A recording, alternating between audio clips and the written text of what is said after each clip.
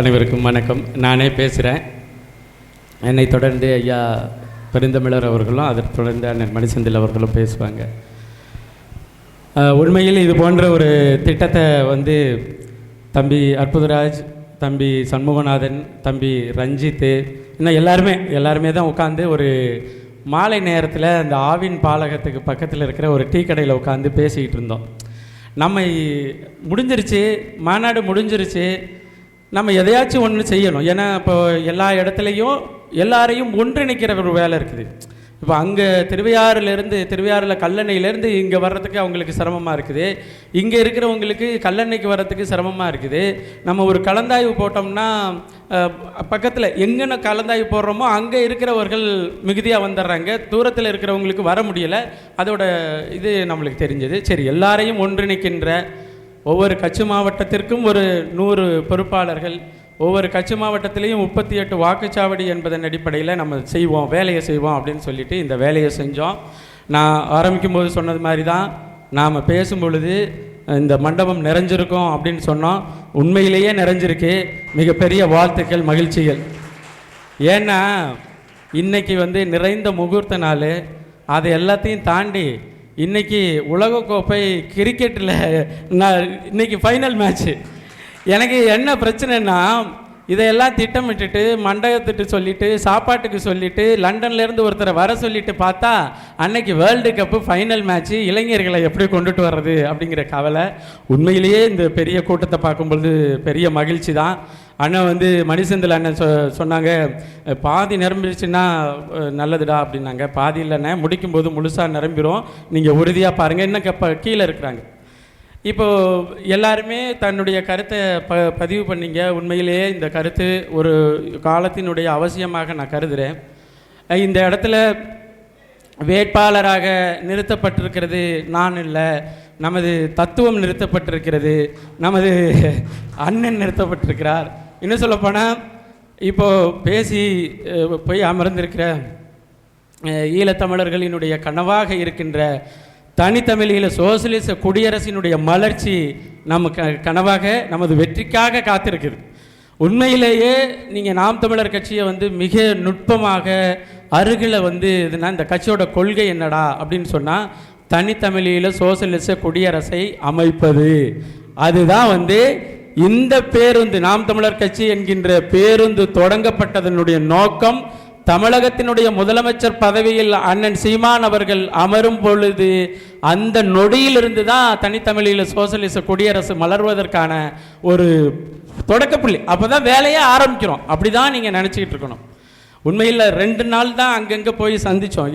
எங்களுக்கு நாள் இல்லை.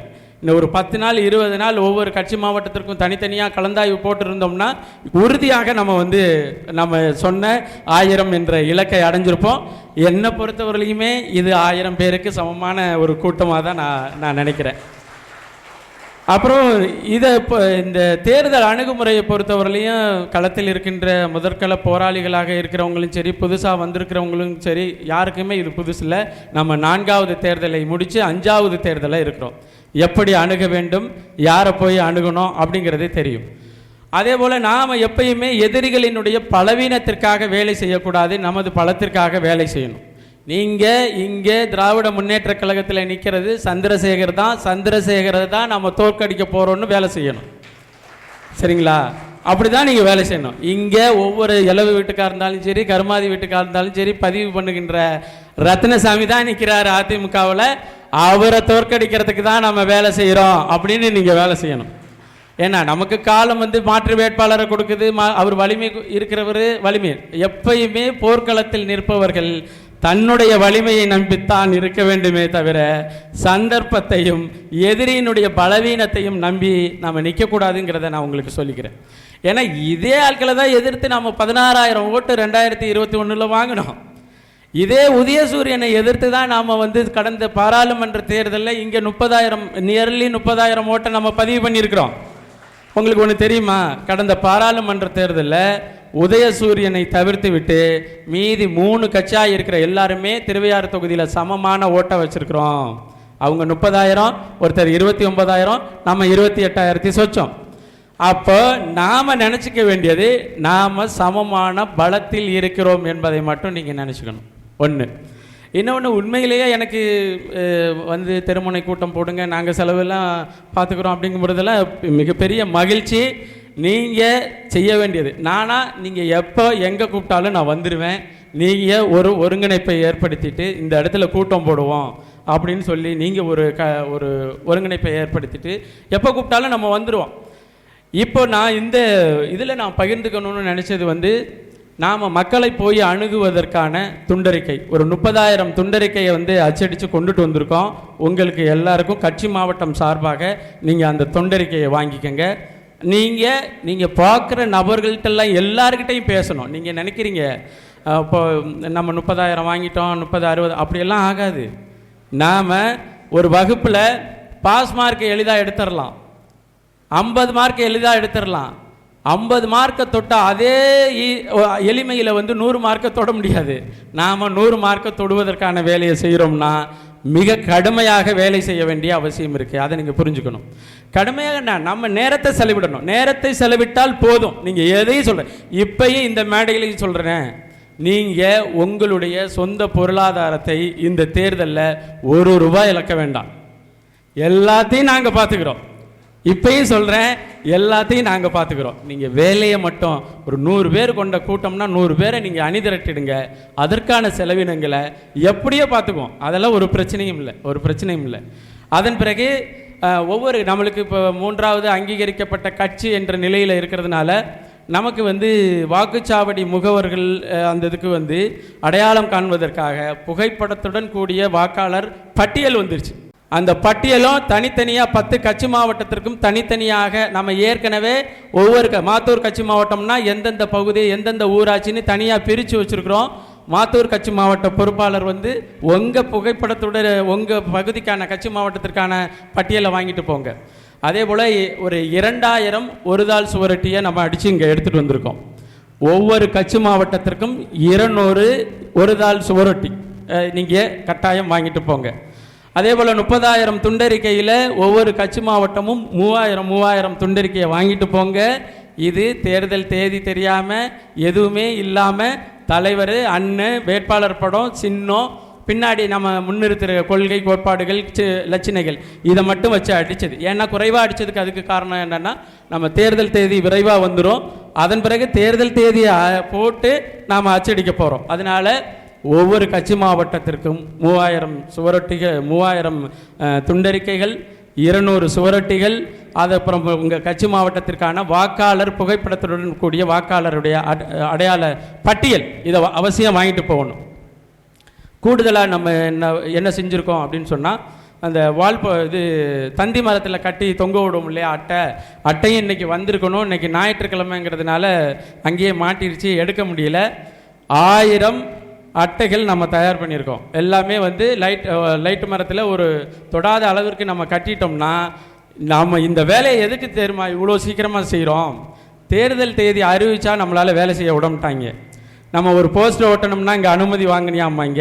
ஒரு லைட்டு மரத்தில் ஏறி நம்ம அட்டையை காட்டினோம்னா அனுமதி வாங்கியிருக்கீங்களா அப்படிம்பாங்க. ஆனால் இப்போ இந்த தேர்தல் தேதி அறிவிக்கிறதுக்கு முன்னாடி வரலையும் நம்ம என்ன வேணாலும் செய்யலாம், எந்த வேலை வேணாலும் செய்யலாம், கேட்க மாட்டானுங்க.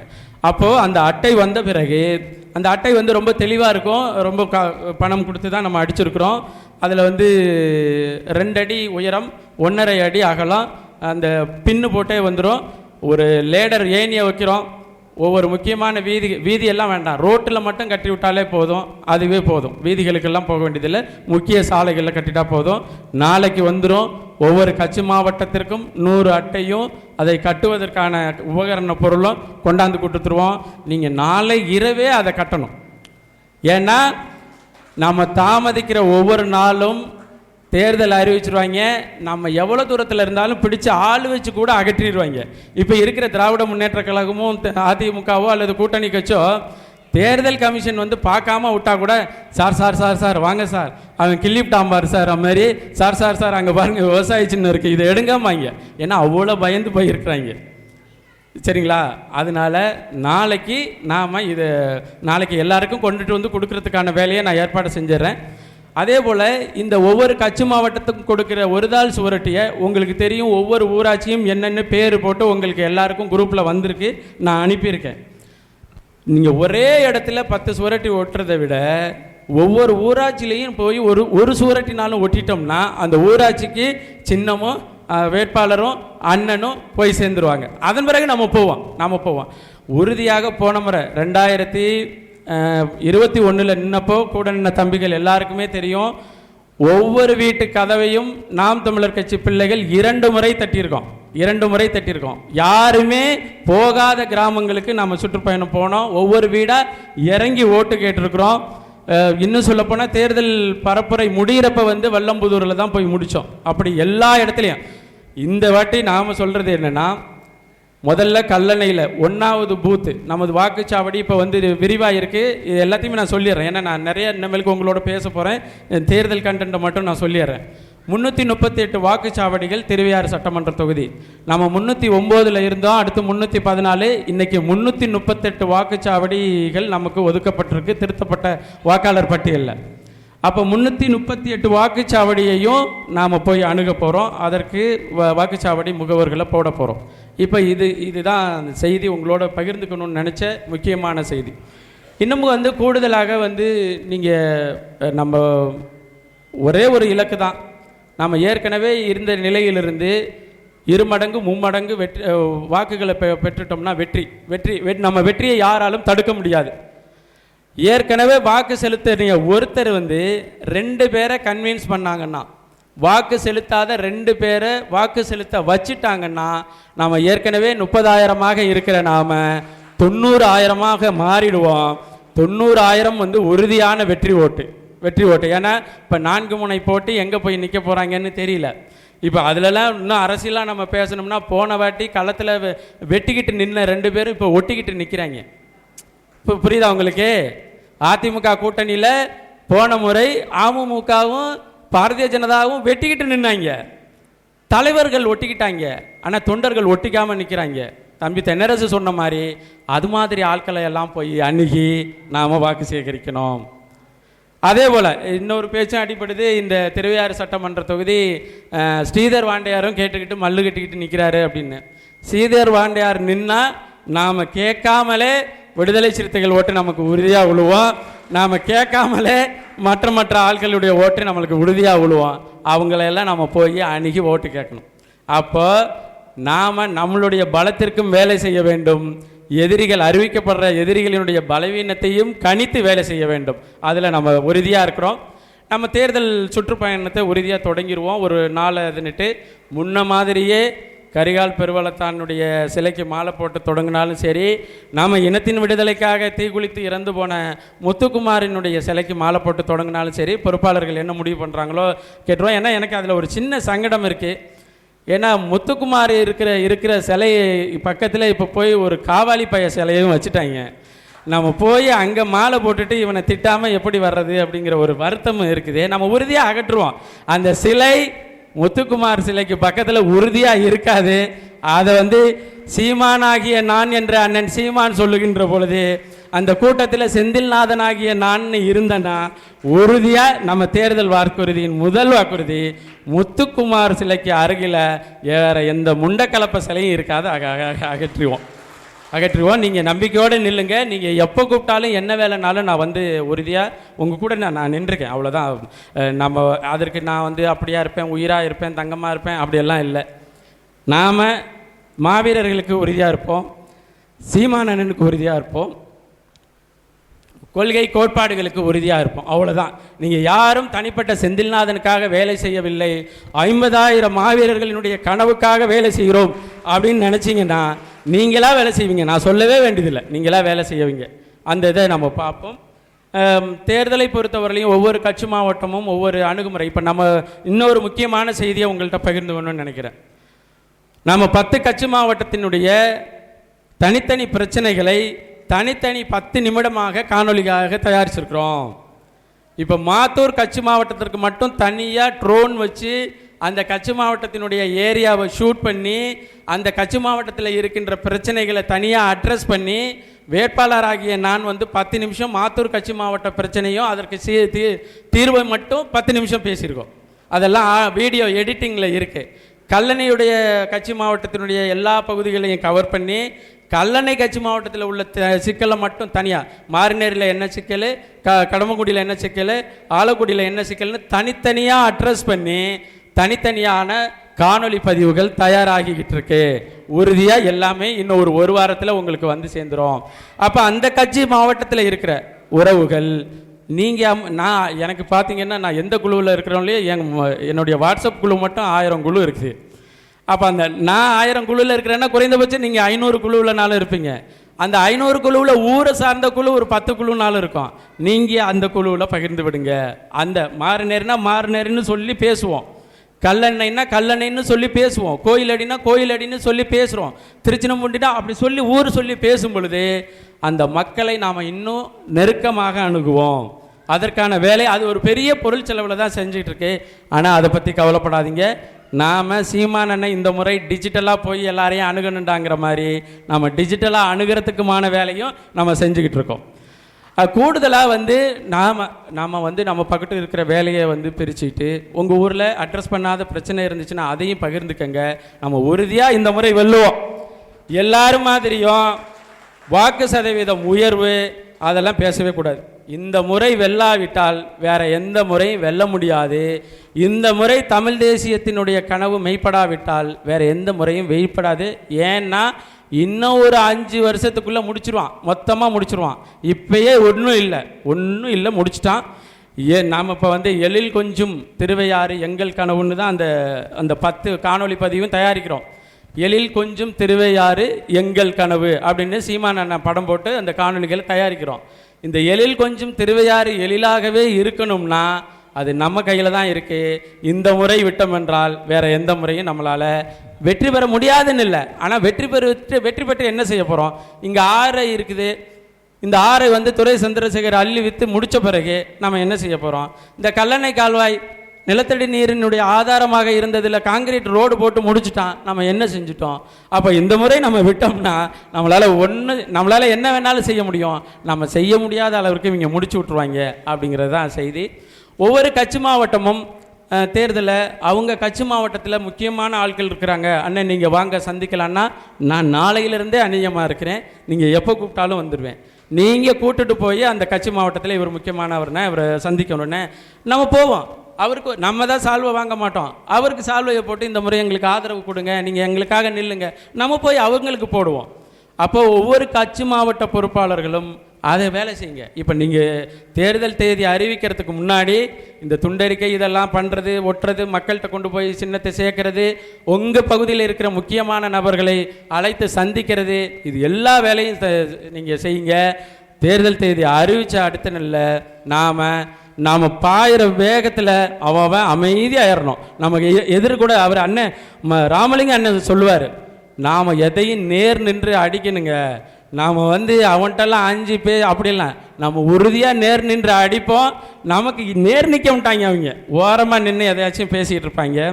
அதே போல் செலவுகளை பொறுத்தவரையிலையும் நாம் நமக்கான வேலையை செய்கிறோம். உங்கள் ஊரில் உங்கள் கட்சி மாவட்டத்தில் முக்கியமான புரவலர் இருக்கார், அண்ணன் வாங்க இவங்க பார்த்தா நீங்கள் எனக்கு 1 ரூபா தர வேண்டாம். உங்கள் கட்சி மாவட்டத்தில் வசூல் பண்ணி, இப்போ கல்லணை கட்சி மாவட்டம் ஒரு 5 லட்ச ரூபா வசூல் பண்ணுறீங்களா, 1 ரூபா எனக்கு தர வேண்டாம். 5 லட்ச ரூபாயும் உங்கள் 11 ஊராட்சியிலையும் நீங்கள் வாக்கு கேட்கறது கூட பயன்படுத்திக்கங்க. 1 ரூபா நீங்கள் எனக்கு செலவு பண்ண வேண்டாம், உங்கள் கட்சி மாவட்டத்திற்கு நீங்கள் செலவு பண்ணுங்க. அதே போல் தான் எல்லா கட்சி மாவட்டத்திலையும் சொல்கிறேன். இப்போ ஒரு சில கட்சி மாவட்டங்களில் கொஞ்சம் கம்மியாக தம்பிங்க வந்திருக்காங்க. அதற்கான அவங்க சொந்தக்காரவங்க காலையில் தான் இப்போ வளப்பக்குடியில் ஒரு தம்பிக்கு கல்யாணம், அப்போ அவரெல்லாம் வர முடியல, அவங்க சொந்தக்காரவங்கெல்லாம் வர முடியல. அப்போ உறுதியாக நம்ம வந்து வெற்றியை நோக்கி பயணிப்போம். ஆலக்குடியில் ஒரு தெருக்கூட்டம், தெருமுனை கூட்டம் பெரிய அளவில் செய்வோம். நீங்கள் அது தெருமுனை கூட்டம்னா சாதாரண அளவில் செய்யலை, பெரிய அளவில் செய்வோம். மேடை போடுவோம், ஒலி அமைப்பு பண்ணுவோம், முக்கியமான பேச்சாளர்களை கூட்டிகிட்டு வருவோம். அண்ணன் ராமலிங்க அண்ணன் சொன்னது மாதிரி வளப்பக்குடியில் முக்கியமான இடத்துல நம்ம கூட்டம் போடுவோம். நீங்கள் எல்லாத்தையும் நீங்கள் பேசி முடிவு பண்ணுங்க. நாம் இந்த ஒன்று கூடல் எதற்குன்னா நம்மை நேசித்து வந்தவர்களுக்கு நாம் நம்பிக்கையை தருவதற்கும், மாறாக அதே போல் நாம் களத்தில் வேலை செய்வதற்கு நம்மளை நாமே இப்போ பாருங்களா, நம்ம ஒன்றுமே பேசலை, அவர் பேசினது தான் நமக்கான முக்கியமான செய்தி. எதற்காக இந்த நிலத்தில் நிற்கிறோங்கிறதுக்கு அந்த திருமலை குமார்ங்கிற அண்ணன் பேசின செய்தி தான் ஒரு முக்கியமான செய்தி. அதை அடுத்தடுத்து நாம் ஒரு பெரிய அளவில் நம்ம வெற்றி பெறுறோம், அவ்வளோதான். நம்ம வெற்றியை தமிழ்நாடில், இந்தியாவில், உலகத் தமிழர்கள் எல்லாரும் உற்று நோக்கிட்டு இருக்கிறாங்க. எல்லா தொகுதியும் வெற்றி பெறும், உறுதியாக வெற்றி பெறும். அந்த வெற்றி பெறுற பட்டியலில் திருவையாறு தொகுதி முதலாவதாக இருக்க வேண்டும். அதற்கு உங்களால் முடிந்ததை நீங்கள் செய்யுங்கள். உங்களோடு இருந்து என்னால் முடிந்ததை நான் செய்கிறேன். நான் படித்தவங்க அதை விட்டுட்டு வந்தாங்க, வேலையை விட்டுட்டு வந்தாங்க, அதெல்லாம் இங்கே கிரெடிட்டே கிடையாது. நான் அண்ணன் சீமான் அவர்களால் நிறுத்தப்பட்ட ஒரு வேட்பாளர், உங்களோடு வேலை செய்கின்ற ஒரு வேட்பாளர். அப்படி கொண்டுட்டு போய் சேருங்க, நம்ம உறுதியாக வெல்வோம். நம்மளுடைய தகுதியான வேட்பாளர் எந்த கட்சியும் போட முடியாது. அதனால் நீங்கள் செந்தில்நாதனை அவனுக்கு மேலே வழக்கு இருக்குது, செந்தில்நாதன் வேட்பாளர்னு சொன்னால் அவர் மேலே வழக்கு இருக்குது அப்படின்னு நீங்கள் பயப்பட வேண்டியதில்லை. செந்தில்நாதன் வேட்பாளர்னு சொன்னால் அவர் ஏற்கனவே கொள்ளையடித்து வச்சுட்டு அந்த காசில் தான் சுற்றிக்கிட்டு இருக்கிறாரு. அப்படியான எந்த வரலாறும் நமக்கு இல்லை. அதனால் எப்படி அண்ணன் சீமான் அவர்கள் இந்த மண்ணில் தூய ஆத்மாவாக இருந்து தூய அரசியலை செய்து கொண்டிருக்கிறாரோ, அதே போல தான் இந்த மண்ணில் இருக்கிற ஒவ்வொரு அரசியல்வாதிகளும், ஒவ்வொரு சீமான் தம்பிகளும் தூய ஆத்மாவாக நின்று இந்த மண்ணில் வேலை செஞ்சுட்டு இருக்கோம். நாம் நம்மளை வெளிப்படுத்திக்கிறதுக்கு, இப்போ அதிமுக காரன் தன்னை வெளிப்படுத்திக்கிறதுக்கு தயங்குவான். போன வாட்டி மணலள்ளி வித்தமே, திமுக காரன் வெளிப்படுத்துக்கு தயங்குவான். போன வாட்டி அவன் வீட்டு தாலி எடுத்து நம்ம பஞ்சாயத்து பண்ணி வித்தமே. அப்படி மாதிரி எந்த தயக்கமும் நம்மள்கிட்ட இல்லை. நாம் போய் உறுதியாக மக்களை அணுகி நம்ம வெல்லுவோம். நான் இன்னும் அடுத்தடுத்து உங்களோட நிறைய உரையாடுவேன். இப்போ இருக்கிற நேரம் ரொம்ப கம்மிங்கிறதுனால என்னை தொடர்ந்து நம்மை வாழ்த்துவதற்கு பக்கத்து சட்டமன்ற தொகுதி தான். நம்ம கூப்பிட்டோன்னே சகோதரன் ஏகநாதன் ஒரத்தநாடு சட்டமன்ற தொகுதியிலேருந்து வந்திருக்காப்புல, அவருக்கும் நமது தொகுதி சார்பாக மிகப்பெரிய நன்றிகள். அதே போல் ஓட்டு கேட்குறத விட்டுட்டு, ஐயா ஓட்டு கேட்கணுமா, இல்லைங்கய்யா நான் வர்றேன், நான் வந்துட்டு உங்கள்கிட்ட பேசிட்டு போகிறேன் அப்படின்னு சொல்லி தஞ்சாவூர் சட்டமன்ற தொகுதியினுடைய நாம் தமிழர் கட்சியினுடைய வேட்பாளராக இருக்கிற ஐயா கிருஷ்ணகுமார் அவர்களுக்கு மிகப்பெரிய நன்றி.